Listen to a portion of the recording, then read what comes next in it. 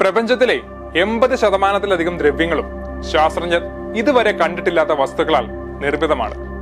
അതിൽ പ്രപഞ്ചത്തിൽ നിറഞ്ഞു നിൽക്കുന്ന എന്നാൽ ഇതുവരെ ആരും കണ്ടിട്ടില്ലാത്ത നിഗൂഢമായ വസ്തുവാണ് ഡാർക്ക് മാറ്റർ. ഡാർക്ക് മാറ്റർ പൂർണ്ണമായും അദൃശ്യമാണ്.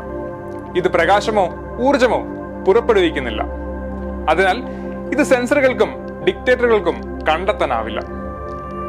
ഡാർക്ക് മാറ്റർ എന്തിനാൽ നിർമ്മിതമായതെന്ന് ശാസ്ത്രജ്ഞർക്ക് ഇതുവരെ ഉറപ്പിച്ചു പറയാൻ സാധിച്ചിട്ടില്ല.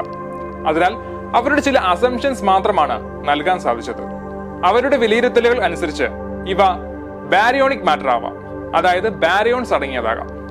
സബ് ആറ്റോമിക് പാർട്ടിക്കിൾസ് ആയ പ്രോട്ടോൺസ്, ഇലക്ട്രോൺസ് ആൻഡ് ന്യൂട്രോൺസ് എന്നിവയുടെ ഒരു പ്രധാന നാമമാണ് ബാരിയോൺസ്. ബാരിയോണിക് മാറ്റർ അല്ലെങ്കിൽ നോൺ ബാരിയോണിക് മാറ്ററുകളും ആകാൻ സാധ്യതയുണ്ട്, അതായത് വ്യത്യസ്ത തരം കണങ്ങൾ അടങ്ങിയിരിക്കുന്നതും ആകാം. മിക്ക ശാസ്ത്രജ്ഞരും വിശ്വസിക്കുന്നത് ഡാർക്ക് മാറ്റർ നോൺ ബാരിയോണിക് മാറ്ററുകളാൽ നിർമ്മിതമാണെന്നാണ്. ഡാർക്ക് മാറ്റർ കാണാൻ കഴിയില്ല എന്ന് പറഞ്ഞു. എന്നാൽ ഇത് കാണാൻ കഴിയുന്നില്ലെങ്കിൽ അത് ഈ പ്രപഞ്ചത്തിൽ ഉണ്ടെന്ന് നമുക്ക് എങ്ങനെ അറിയാം? അതിന് ഒറ്റ ഉത്തരമേ ഉള്ളൂ: ഗ്രാവിറ്റി. ഗുരുത്വാകർഷണ ബലം ഗാലക്സിയിലെ നക്ഷത്രങ്ങളുടെ ഭ്രമണപഥത്തെ മാത്രമല്ല, പ്രകാശത്തിന്റെ പാതയും ബാധിക്കുന്നു.